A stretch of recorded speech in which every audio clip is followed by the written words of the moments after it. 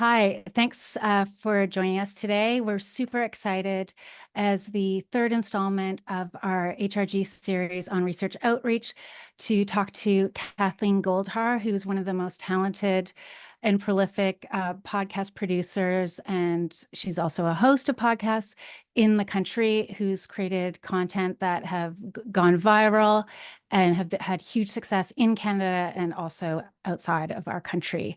So we're really lucky to have her join us today and give tips to anybody interested in creating their own podcast.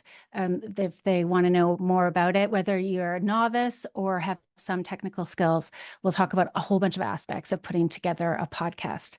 So thanks for joining us, Kathleen. Thanks for having me. So just if you could tell us a little bit about how you initially got into audio content through radio, and then also when and how you made the transition to podcasts. Yeah, so my work really is in journalism. That's how it all started. I grew up with a father who was a journalist, and my parents ran community newspapers in Toronto. So that's where I started. And I really did think that I was going to be a print person. That's what I wanted to do. I loved writing. But then after I graduated from what was Ryerson, it was really hard to find a job. I eventually did get a job way up north in the Yukon and worked in Whitehorse for a while as a reporter there. But I always had this like anxiety about being a reporter. And I always sort of had a hard time deciding what little bits of things I should add versus the stuff that I should write.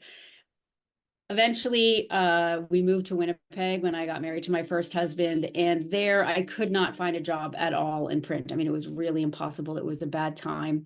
Winnipeg is a small city. And so I got a job as a radio reporter at the CBC. And it took a really long time for me to enjoy radio, writing for radio, using audio to tell a story. But once I caught onto it, I just fell in love with it. And I never looked back, and I never wanted to do anything else.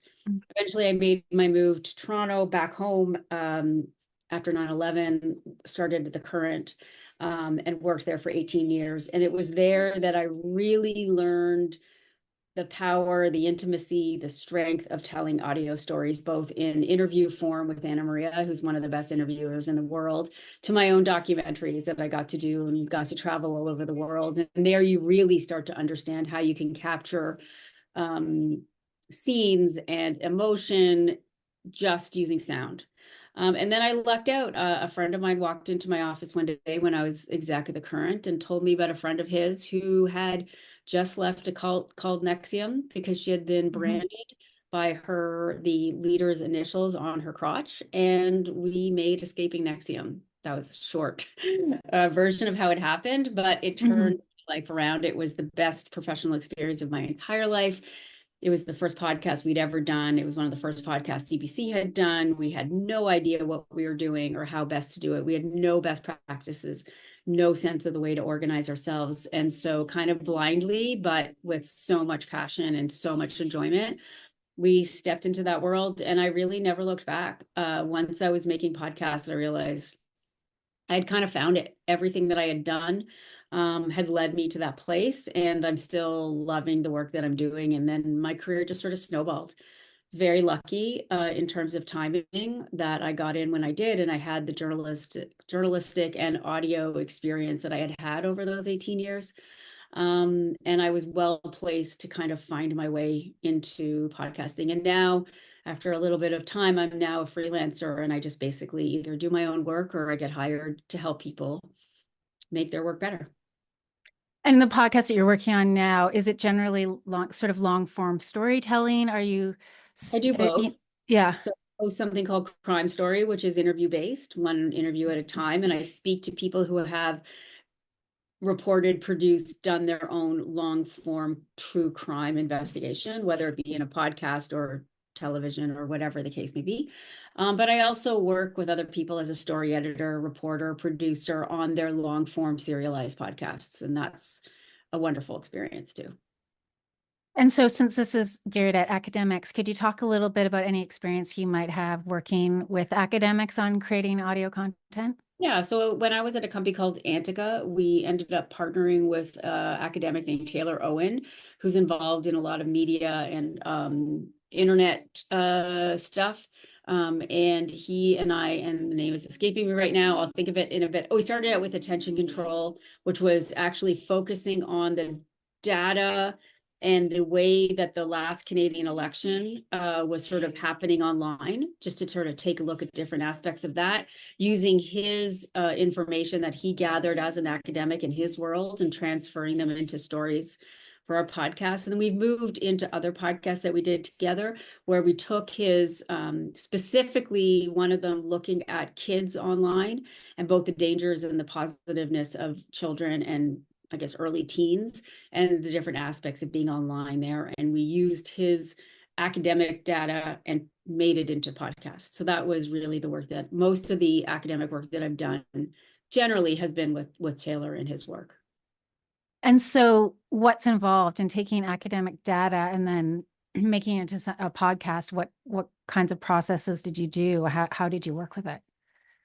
Well, it starts with a lot of conversation and discussing about the stuff that they have gathered, the information that they have. And, academic work is rich in things to do and stories to tell. But the big effort is to try to elevate it out of like a dense academic piece of work and make it into something that the general public can absorb and wants to absorb in sort of between half an hour and an hour of either conversation or more of a doc like thing. And that was always the biggest thing that we talked about is like, where is the podcast story versus the academic research? And how do we marry the two, but make sure that we have a way of engaging our listeners if you want to have a listener beyond a group of academics that are just in your field and would listen to hours and hours of that stuff. So if you're trying to take data and make it accessible in that way, so was the format sort of a host? What did they interview Do both experts or yeah. yeah. Most of the time it was hosts Taylor specifically interviewing experts, but we did do some in the field work, but it was mostly interviewing experts. And that's sort of a little bit more of a comfort zone for him and for other Mhm. academics, because those are the people that you talk to. But even there, you sort of have to find a way to not go down your own rabbit hole. I mean, it's not just a thing that academics run into, but I know we're having a conversation with academics. But anytime you become super interested and focused and knowledgeable about one subject, you will kind of quickly leave a large audience behind because generally you're not talking to people who will understand all the nuances and get those really specific, interesting little shifts in whatever the idea is. You have to find a way to broaden it out enough that everybody will find a way to be interested. And for me, it's always about even if you're talking to the academic or the expert, you have to drill down into who they are and sort of what they are getting out of it and their fears, their joys. And I don't mean to be like touchy feely. I don't mean you have to like Mhm. have them crying at the end of the interview, but I do feel like in every like to me stories are about connecting humans and about Mhm. understanding that your humanity and my humanity are there's a lot of touchstones. And to me that even in an interview, even in a very deep and complicated subject, if you want other people to listen, you have to find a way to do that. And for me, it's always about who we are. So if an academic were to approach you and they wanted to do a podcast, and let's say they didn't have a lot of a framework for how they wanted to do it, but let's say that this person's a sociologist and they want to do a podcast based on their work. What are the kinds of things you talk to them about from the technological side? I guess what their expectations would be, and like how would you talk to them about thinking through their different options to figure out how they want to do this? Well, the first thing I always say is it's a lot more work than people think. So Mhm. they have to be ready to take on the work, and it's a lot of work, and it takes up your time. So like some Mhm. people think that it's an easy thing that you just get on a call and chat and then say goodbye and you're good. It's really not. It Mhm. might be sort of easy. It might feel fun at the beginning, but it starts to turn into another job. So you Mhm. have to have the effort and the inclination to take on that other job. Uh, then you sort of, you drill down on what they want to talk about. What's the point of that podcast? Is it available elsewhere? How can you differentiate yourself in the field? If they're going to host it, you know, ask if they've had experience, if they sort of understand how to do that. And then really getting, I mean, technologically, you need equipment, but these days that's super easy to do. You can even record on your iPhone, really. Like we've been doing that a lot. And as long as you have it placed properly, you can get very decent sound. Mhm. That used to be a much more complicated thing, but since COVID, that really has one of the benefits of COVID was that it really has become so easy to do that stuff. Um, then you have to drill down on like I always feel like you should sort of start with like a very sort of like easy amount of episodes you want to do, like let's say Mhm. 6 or 8, and then you start to drill down very specifically what you want those 6 episodes to be. And if it's just a one-on-one conversation with somebody, then that's okay too. But then you want to really focus in on what you want that conversation to be about. If you're talking to an expert or an academic, they're going to have like their amount of expertise and knowledge is this big, but you're going to want to bring it down, right? I always feel like telling a story in audio form is a very straight line. You can be super creative and super fun and super everything and engaging, but you have to stay on a straight line or you're just going to lose your audience. So that means narrowing in on the focus of the interview. And so those are the things that we would discuss. Obviously, it's important that that person that you want to speak to is willing and able and has the time to give to you. And if all of that is sort of lined up, then a producer sits down and probably would do a pre-interview with that person, or maybe gather some other stuff that that person has done, so you can kind of capture what they can offer. Excuse me, what kind of talker they are, or how clearly they can actually communicate their ideas, and then write a script together and work out your question line, which has to be not 35, 40 questions. Like you'll never get through it and you're going to lose Mhm. yourself in the script, um, but has to be dynamic enough to get you through, but allows you space to go with what the person has to say. So that's Mhm. kind of a quick overview of what, it's not that there's also conversations about money. And where my expertise stops is like how to Mhm. publish and all that. I mean, I know there's ways to do it. I just have never really gotten engaged in that side of things. Mhm. But that's all part of it too. Money, it does cost money if you want to do it well. Like it can be super cheap, I know, but it also, if you want it to sound good, there's money and there's issues with music or not music and like all these little details. And that's why I always say like it actually is a job that you can't just do on the side of your desk.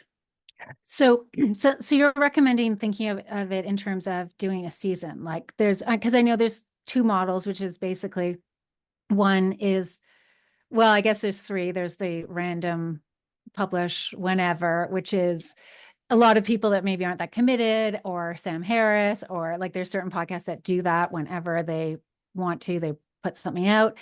Or there's, we're going to publish once a month, once a week, twice a week, every day, whatever. Or there's this model that I think is really, I mean, it's definitely popular with some of the podcasts that you're doing, CBC, BBC, where it's a like a limited run series. So, so you recommend with going with a Only series that has an because, end? Yeah. well, financially, you have to know what kind of backing you have. It's if it's your very first podcast and you're doing it, I'm not saying that you can't think past the 6, but I feel like you Mhm. should work on those 6 and have them in the bag and be ready to kind of have them there so that if you want to do an always on, you have room to do that. And even like my podcast Crime Story, which is now an always on podcast, we're not it's not, I mean, it might very well be one day, but right now it's not I have an end date for it, and then we're gonna Mhm. have, and there has to be the proper amount of downloads. There has to be the, like all that stuff has to be like measurable and give you what you want. So to me, when you can keep it in an idea of what you want, and you're not going to get like within 6 broadcasts, you're not going to see the possibility of that podcast. You definitely need more. And that's what's nice about an always on, is that as you build a library and an archive, it does increase. But you also have to keep your expectations for all of the things that I'm telling you about. You have to keep them reasonable.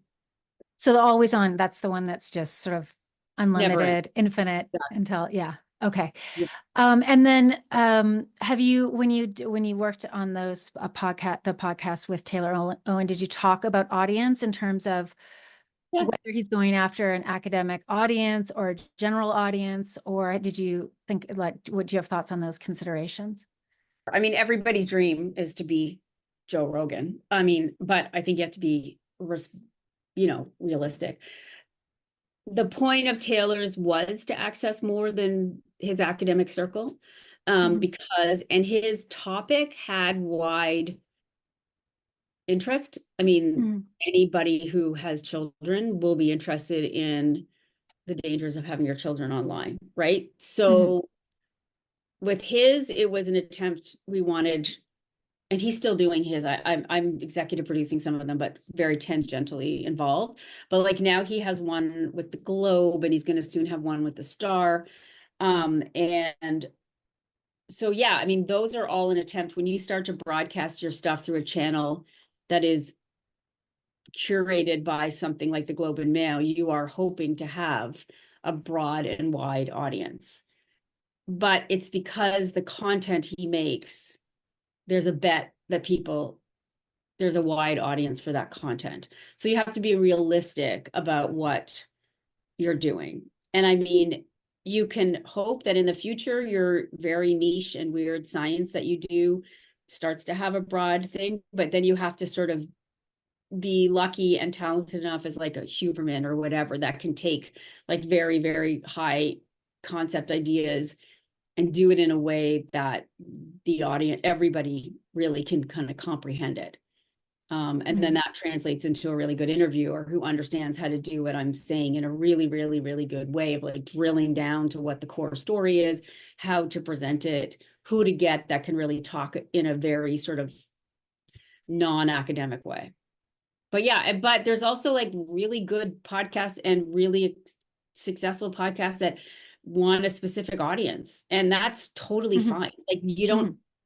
and those work really, really well. And they end up giving a lot of like benefit to the people who make them and the people who listen to them. And so you just have to know who you want. Mhm. I think the most daunting thing probably about podcasting is just the sheer number of them. And I heard a statistic like there's, millions of podcasts and that 50% of them don't have more than 20 listeners. It's hard. Yeah. So, do you have any tips about how to avoid being that part of the statistic? Money, Hmm. either hiring companies that can promote you, but even they can't perform miracles. Hmm. Um, uh, self-promotion in a way can work. Like if you guys have in your academic life and then your outreach life and your public relations people within, if you're at university or college, all that can help. But the truth is that it is really, really hard right now. Hmm. And it's just like television, right? Like if you do an independent film, even if you kill yourself, it's very hard to get noticed. Hmm. And if you work for CBC, it's a lot easier. It's just the reality of it. Right. Because if people don't know about you, then they can't They have listen. so much to listen to, and the truth is Yeah. they can listen to any subject they want. And Hmm. if you have a niche thing, it's really hard to get them. But that's why I'm Hmm. saying like the be realistic about who you want to speak to, and then keep your goals, your measurement like realistic, and really think about why you want to make that podcast and what it is you want to get out of it and you want people to get out of it, right? Like if it's to become the next Canadian academic superstar, it's going to be really, really hard. Mm, If you want to reach the people who care about what you're doing, then you can find ways because you already have that network of people. And then mhm, slowly you might be able to build on it. But being realistic about the audience that you want is the only way not to be disappointed, truthfully. I mhm, mean, CBC in Canada has a problem with numbers. So, like, can you mm, imagine what it's mhm. like if you're an independent person trying to do it? Right. And I would, Because yeah, it yeah. off.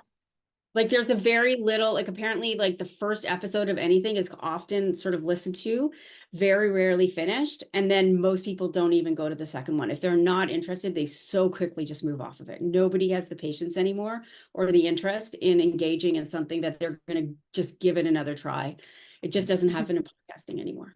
Mhm. So what are there typical things? And so I know you're working in a professional context, but I'm sure there's things like, for example, making sure going in terms of like shorter, maybe rather than Oh, longer, sure. or certain things to try to get your best episode forward to Yeah, have people listen again. 100%. Yeah. Don't make it a vanity project. Edit, Hmm. edit, edit. Like it's Hmm. really important just because you love that answer or you love the whole length of that answer, you have to think about people listening, right? So having somebody who it really helps to get somebody to help you, especially at the beginning, who's edited audio before, right?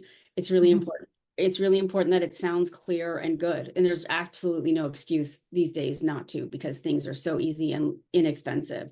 So like good quality tape, good quality editing, having a host there, like it's really important to for the audience to be comfortable and understand why that host is that host, and it's not just because they love the sound of their voice or they think they're like the expert in that field, which they might very well be, Hmm. but they might not be the right host. And if they have to be the host, then you have to work on that skill. It's a skill to interview, it's a skill to read a script, it's a skill to do all that stuff. It's a skill to shut up and let your guest talk and not interrupt all the time, even though you want to tell everybody how smart you are. Right. I So know. all those, Yeah. yeah, Listen, matter. I listened to Fly in the Wall with Dana Carvey and David Spade, and they're always interrupting to talk about themselves. I mean, they're Always. adorable; they get away with it, but Yeah. yeah, it can be a problem. That's why I Um, stopped listening to Smart List because I was like, stop, I don't care anymore about the I silly know, and thing. it was Will Arnett, and he keeps talking about Canada, which is awesome, but Yeah. then he talks too much. Yeah. So in when as you were talking to, I was thinking about this is really important in film as well. The value of getting someone else to edit is huge Huge. because because there's that term of like killing your babies, or so they're able to say like, no, this isn't working. So maybe it works, something works for you. You might have some context that's not there. It's in your head. And so to have somebody separated who wasn't there for the recording and can edit it, I'm imagining that is really important if you It's can manage so, it. and take your ego out of it, right? Yeah. Like by the time that it's in somebody else's hands to edit, it's about a full package. Right. And so you really have to just cutting out some of what you say or cutting out some of your isn't a dismissal, even that it was a bad question or a bad answer. Hmm. It just makes it better. Right. So Yeah. yeah, yeah, you have to, it's so important. I, Yeah. I I see something that's an hour and a half, even Ezra Klein, who I love, and he's an amazing Hmm. interviewer. Hmm. The ones that are over an hour, I'm like, is it really going to be worth my time for over an hour? Right. I'm sure that you mentioned Joe Rogan and his insane expense, amount of success and amount of money that when he's doing these 3 hour long podcasts, I'm sure that's exerted like and has influenced podcasters to go longer Oh, for because sure. that's been so successful. And I'm guessing, and of course, I'm not in the home and we don't listen to Rogan, but like, you know how Hmm. people listen to CBC forever? They just had it on in the background. Yes. I think that's the way people listen to Rogan. Nobody's sitting and Mm. listening to him intently over your morning coffee. And then, you know what I mean? Like, I think people dip in and out and they just kind of have him on. And so, and because he has a different kind of following, and none of us are ever going to get there. So you might as well not even try. But like, people listen to him almost as like as going to church, or like, like it's a Hmm. different experience for them. And so there's no point trying to emulate him. Hmm. But also, it makes me think about when you were talking about revealing your personality. I think that's probably a huge part of it too, because these parasocial relationships, and it's, as we're spending more time at home and maybe seeing people less, which isn't a good thing, but having that sense of that this person is getting to know their personality more is even more important in this context than it probably was even with radio. Yep. And but there's nice ways to do it too. Like that is the other lovely part about podcasting that I find that I really lean into, and I like it when others do it, and I know I get response to my stuff when I do it, is that Hmm. there are moments where you're or who you are and how you engage with the subject matter helps, because what happens is, because of those relationships with the host, right? People start to sort of feel like they're friends, or they know you, or they Hmm. have it. So when you react in a way that is like unprofessional, if you want to call it that, or you laugh, or you get off, whatever the case may be, I think if you do it for the right reasons, it works really nicely too. Hmm. Yeah, be more like a real person. Authentic. Yeah, you have Yeah, to yeah, yeah. focus on those things. And people can tell quite quickly when you're not authentic Hmm. because of the intimacy of audio. Hmm. Oh yeah, that's something I've heard podcasters talk about as well. So can you talk about that too? Is that aspect of intimacy? Like why does that happen that you might not have with like a television host or some other kind of medium? So I have this, like, I used to have it up on my wall, but I don't anymore. This poem about, and I think it's true, that sen- the first thing when you're in your mother's, when you're an embryo and then a fetus, the first sense you get is hearing. Hmm. The Hmm. first thing you hear is your mother's heartbeat.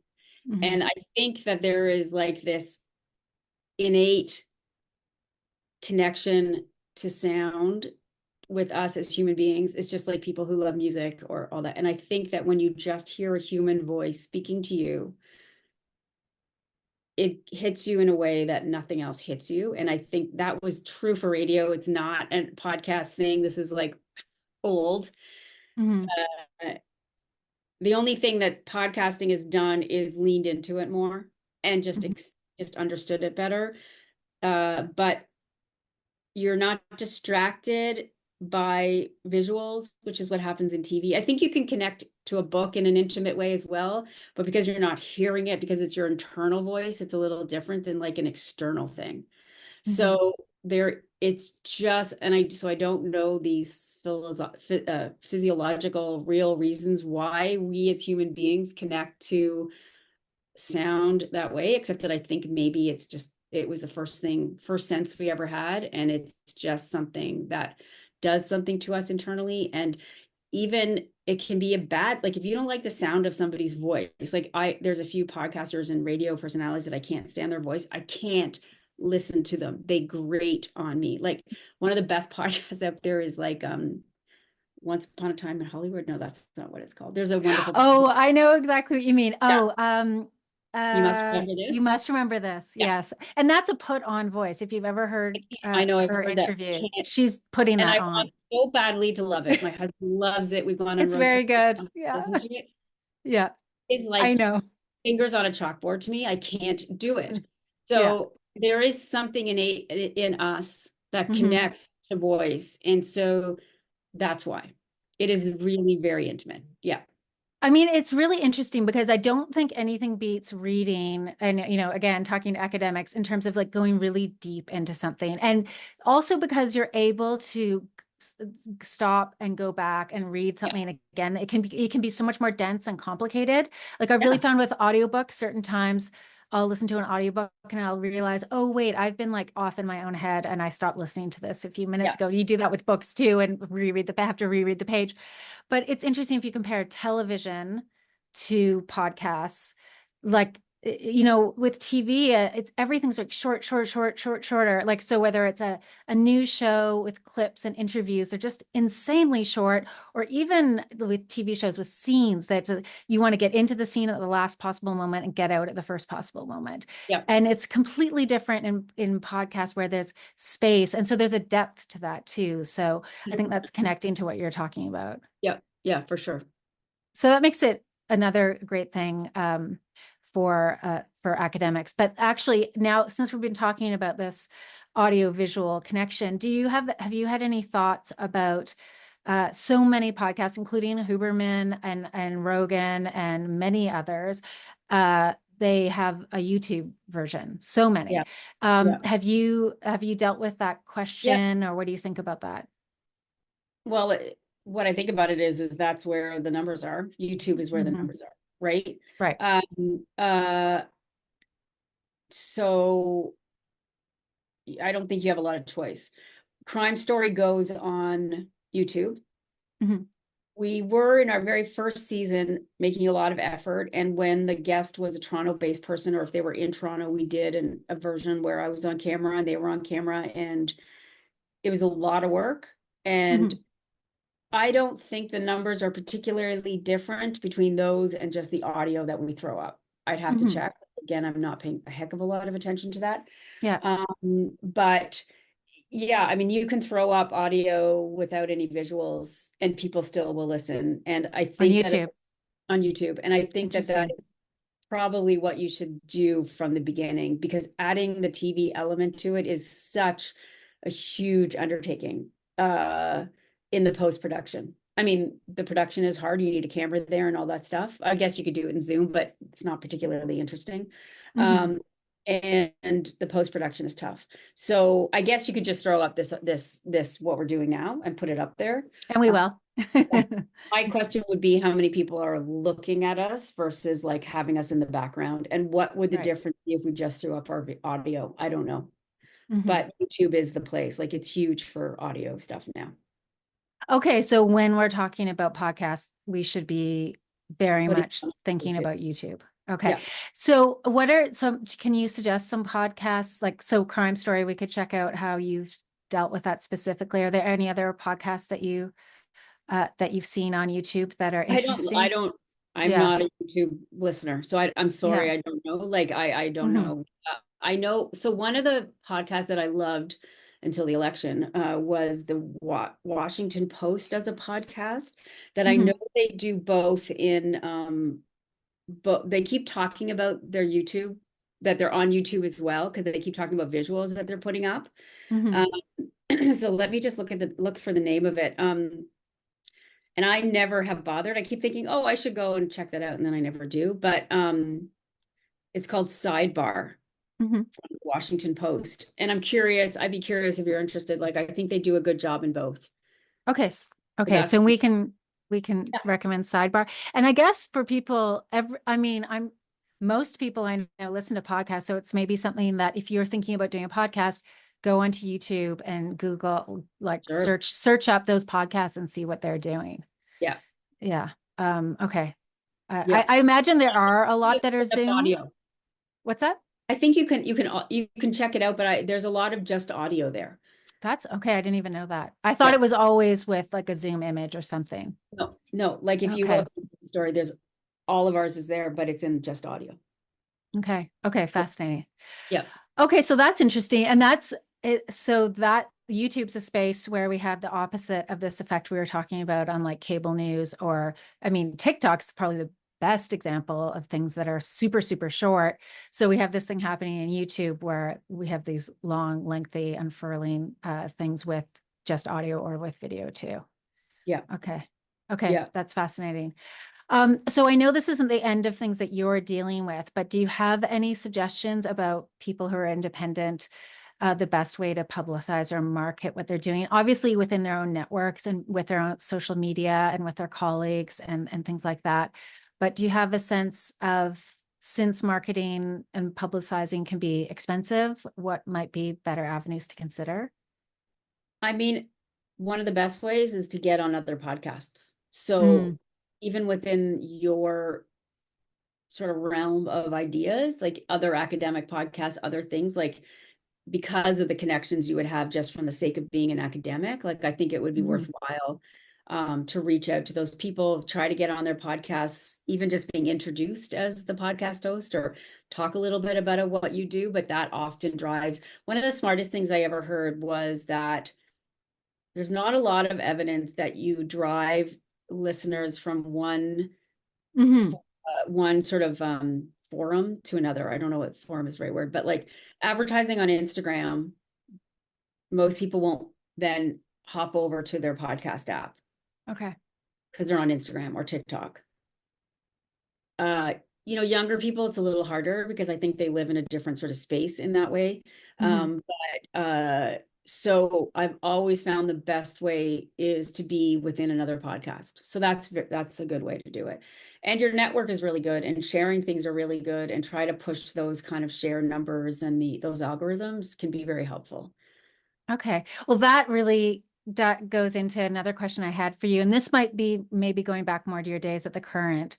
But so if you're an academic, and yesterday we talked about publicizing via books, which is of course a tried and true platform for academics.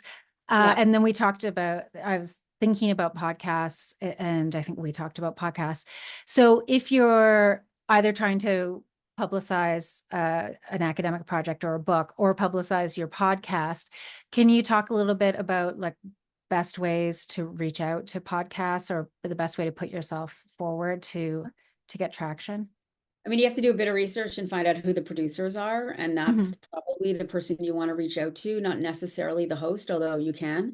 Um, when you send information about yourself, like keep it to a page and a half. Like when I was at the Current, I can tell you, I did not have the time or the Hmm. inclination to read a ton of stuff, Hmm. and really up high in a very focused way, explain what you are going to be able to offer, like why you're Hmm. reaching out to them, what you can do, and sort of your subject that you want to talk about it. But it can't be like this broad. It can't be like, why are we here? It has to be like very, very specifically about what that they think you're gonna and do some research into what you're reaching out to. Like so many times I've Hmm. got things like, hey, do you want to talk to this person about the best breast augmentation available, or like or just weird like just stuff that like the Current, like I was like, you don't even know, we're just like on a Hmm. list and you Yeah. just see that thing and I'm gonna throw it away, and it's a waste of time. So Yeah. I think it would be better to spend your time looking for the things that you see as like audiences or places where you think you could sort of at least be of interest to what they have access to, and then reach out to them and tailor it to that podcast, that whatever, to say like how you think that you could fit in as like a guest, or I don't know, whatever they do, Yeah. that's the best thing for me. But like take the time to make the effort, and then don't send a 6 page thing. Yeah. They're not academics. Like journalists aren't academics. I'm not an academic. I don't want to read. I can't read. I can, but like it's not going to help me convince me to do something with you with 6 pages. Like honestly, the thing that's going to convince me is an understanding of what my job is and what I need from you. And then I'll be like, oh, I think this person could be a good interview because they understand the nugget of what they want me to know. Hmm. Right. So you're sort of already in your pitch to them, auditioning yourself as something that would work on what they do. Yeah. I mean, I think it's a lot of levels of of showing that you respect the person's time. Yeah. Right, because you've done your research, so I think you want to convey in words a little bit that you know what Yeah. they do, and you make the pitch for why you fit. And then I know with yesterday, what we talked about is that when you send emails, like you want to kind of think in terms of somebody's like scanning it in 20 seconds and they get the Yeah. gist.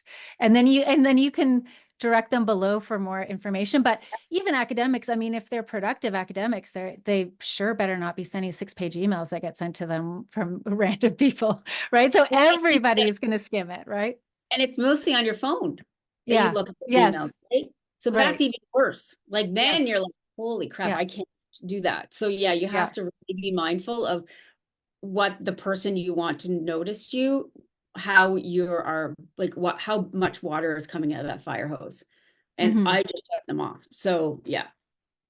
And then, okay, so let's say you send your query and the producers, on board, and you're invited onto the podcast. Any thoughts about how people should be thinking about how they're presenting themselves on the podcast? Authentically. Like Hmm. let authentic. You One of the things that I find, here's the thing I find about academics sometimes is there's so many things going through the academic's mind about what they want to get out there, but they don't Hmm. really listen to the question. They don't become a Oh, human. And Right. the other thing is like referencing your work. And I know why you guys all do it. You're like, well, there's this idea. It came from so and so and it came from so and so. And I get Yes. because you're not Yeah. allowed to not do that, but nobody listening cares Right. except for the person you're referencing. So Yeah. find a way to Yes. say either I didn't come up with this is old academic research, not all of this Hmm. is my original thought, whatever. Don't Hmm. mention it. Just because you say it doesn't mean that like not everything that I've ever said on in a reporting thing is something that I personally reported. I read about it in a paper too. You know what I mean? Like there have Hmm. to be ways for you to talk like a person. I meant like think about calling like having a dinner party with non-academics or Hmm. just talk. You're not giving a lecture, you're not writing a paper through your mouth, you're just talking. And Hmm. that really helps. And don't feel like you have in front of you like the 12 points you need to get out because you're going to miss what the conversation is about and how to Hmm. engage. Like listen to the question. It's weird. It's like a flip. When I'm talking to people who want to be a host, I say listen to the answer and engage with the guest. But it's Hmm. also important as a guest to listen to the host and engage with the questions. Not be a politician and just try to Yeah. match your soundbite you want to say with like any possible reason and not really be clued into what's being asked. Yeah. Yeah. And, sometimes I'd suggest some like drop the arrogance. Like there's some arrogance that come with academics, Hmm. all that kind of stuff. Like you have to just try to be a little bit more human. And the reason that person is coming to you is because we recognize that you have the information we want, right? But it has to be a conversation. It'll Yeah, and help. Picked up as a better, people will want to talk to you again. yeah, because I think, yeah, we always have to think about what is the platform, what serves the platform. So if it's a lecture, like how you're connecting with the audience, if it's a written paper, again, like I was saying, like you can be more dense and use more jargon because people can Yeah. look something up. Whereas that's not the venue, especially if you think about who's my audience, it's mainstream. This isn't the time for trying to sound like very smart and maybe slightly hard to grasp, that. But it's interesting because to me, the first thing that would leap to mind is not using jargon. Like I just listened to a really important historian on a podcast like just earlier today, and he said the host had asked him a tautological question. It's like some $10,000 word, which by the way, he ended up just sort of reiterating what the host said. So I thought that was a bit of an own goal there. So you want to draw, that's like this arrogance piece. But yeah, I'm talking to you in the past, you mentioned this thing which had not occurred to me at all, which is obviously really important, which is what you're saying is like, don't be in citation mode. So Yeah. yeah, you don't want to come across like you're taking like this is your idea, but Yeah. you can't be listing off all the people that you admire. And it's a way, it's a bit of it's almost like you're trying to make friends on the time Yeah. of the host and the audience. I mean, you're trying to pay respect, but also as academics get more proficient in podcasting and this medium, then I think we'll understand that this isn't the place for the citations because that's Yeah. really You what know you're what? doing. Yeah, and you only have so much time, right? So if you Hmm. waste the time telling me who came up with that idea and who came up with that idea, you're going to run out of time and not get to what the Yes. whole thing is, right? So I just, Yeah. yeah, Yeah. not writing a That paper for the podcast. that's a really that so that really blew my mind because that's something you do out of like academic courtesy and generosity and kind of but Understood. Yeah. so that's good to know that that's not the place. Yeah. um so uh any other ways that you would recommend that academics think through this before they take the plunge? Oh, like starting a podcast? Yeah. Oh, not that I can think of. I think we've gone Okay. over a lot of Okay. this. Yeah. Okay. So I'm going to ask you one last question and we are going to open things up for Q&A. So I'm just going to explain how that happens. Sure. So if anybody in the audience does have a question, if they're interested in starting a podcast or any questions of any specific questions that you want to ask will be helpful. So you just go to the Q&A at the bottom. There's a question mark in a comment symbol, and you click on that and you can type in your question. Or if you'd like to come on the screen and ask a brief question, we'll bring you on the screen. You just click the raise hand icon and we'll bring you over. So if you've had any questions, and again, they can be specific to something that you might be interested in doing, please go ahead and do that. And just so for final questions for you, I was wondering, Kathleen, what are some of your favorite podcasts and why? Well, right now I'm really enjoying The Interview from the New York Times. Do you listen to that one? Especially Lulu It, Garcia. Uh, Professionally, I don't really some of the guests I'm neither here nor there about, but mhm, she is an amazing interviewer. I absolutely love her. She is so smart and so well-rounded and has this amazing ability to skate the balance between like just a person and a journalist who's looking for the answer. And she mhm, really knows how to press and be ask for accountability, but not get too wrapped. Like the JD Vance one specifically, like if you want to go back and listen to that, it was mhm, amazing. She did the interview with who's the former Speaker of the House. Why am I missing her name? Pelosi. mhm, mhm, Really, really good. She spoke to an Israeli politician once that was like, she just blows me away. She's mhm, absolutely incredible. Another one of my favorites that I've just finished, and I interviewed him for Crime Story, but the whole podcast isn't done, is one called Kill List. He's actually a former academic. It's really interesting. And mhm, I don't think he's former. He's probably still an academic. mhm, He's in the world of journalism and he works with sort of the dark web and things like that. And he uncovered not just on the dark web a murder for hire website, which they're all over the place, but he actually got a back door into it and was able to figure out who was hiring these guys. And so the mhm, website itself was a scam. They weren't killing anybody, but the people who were asking for these people to be killed were real.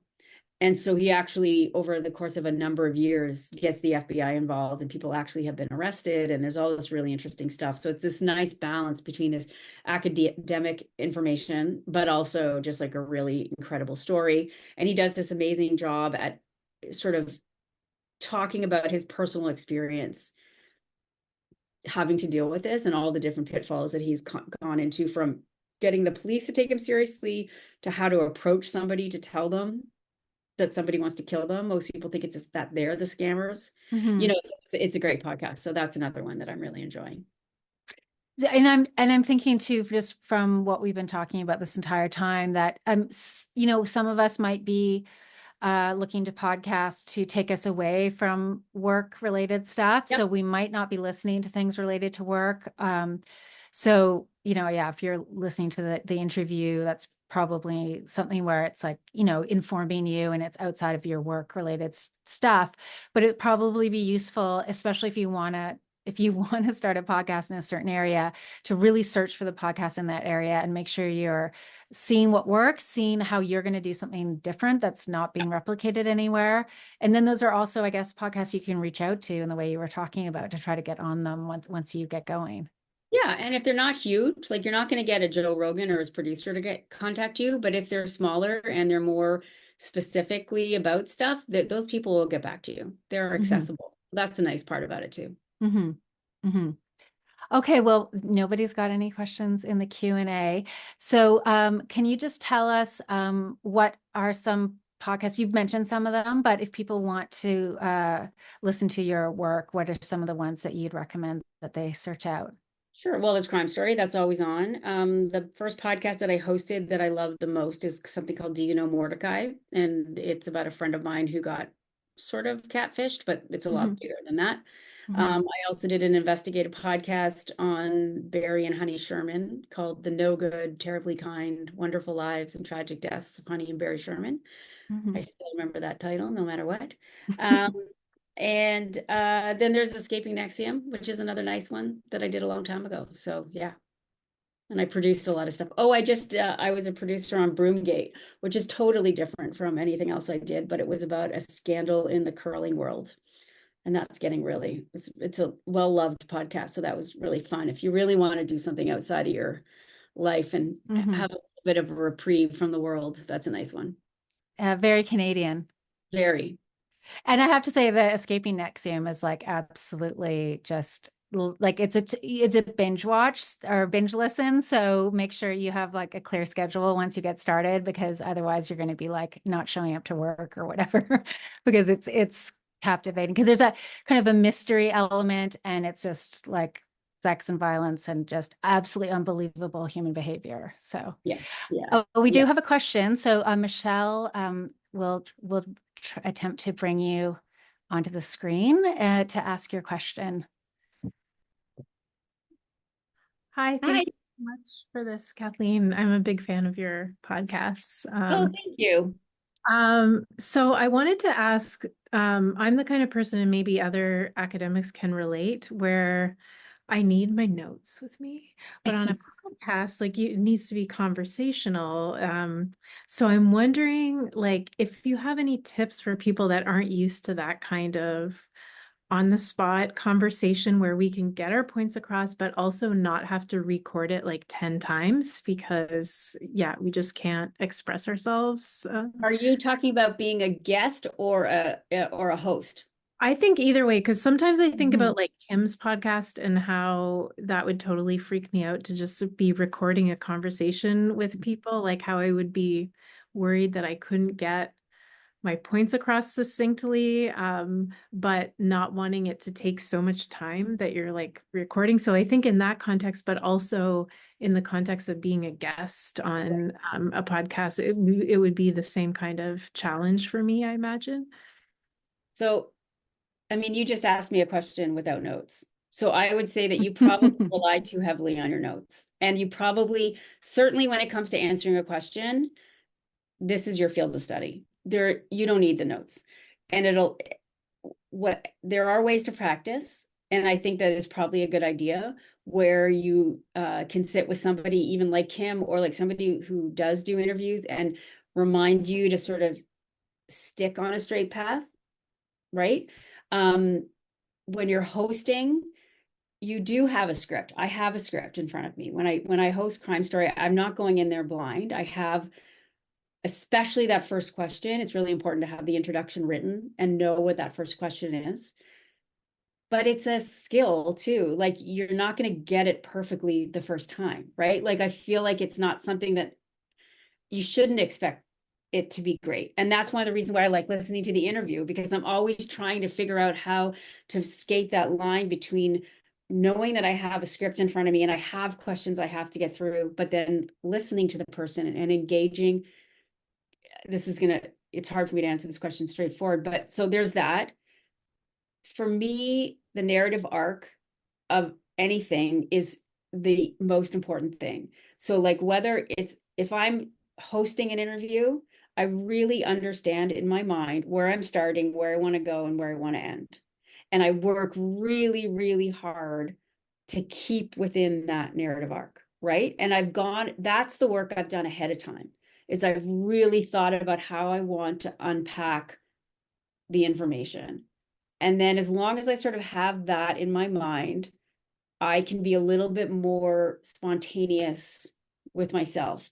And even if I go a little bit off, I pull myself back to that arc, because that is the line that you have to stick to, especially in audio interviewing, right? So don't be afraid to have it in front of you, but also don't be afraid to kind of veer off of it sometimes. Um, and yeah, again, don't be afraid to be a human being. Like literally say, oh, I'm talking, this question is getting too long. This is actually what I meant. Do you know what I mean? Mhm. Like you're allowed to like get caught up in what you say, because we all do. And that's where the authenticity comes through, right? And Mhm. that's where all of a sudden me and you can connect in a way, because you're like, oh, even this woman who's been hosting for all this time screws up because she starts to talk and it becomes crazy, right? Like there's nothing wrong with bringing yourself to a human level. But I would say that when it comes to you being interviewed, know what you want. If there's facts and figures that you need to refer to, because we can only keep so much in our heads, sure, have it.